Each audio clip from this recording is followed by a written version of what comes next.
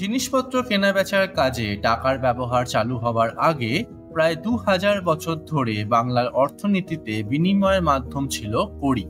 এই কড়ি আসলে ভারত মহাসাগরের মালদ্বীপ অঞ্চলে পাওয়া এক জাতের ছোট শামুকের খোলস, যা শুকিয়ে চাল ও অন্যান্য সামগ্রীর বিনিময়ে ভারতে আনা হতো।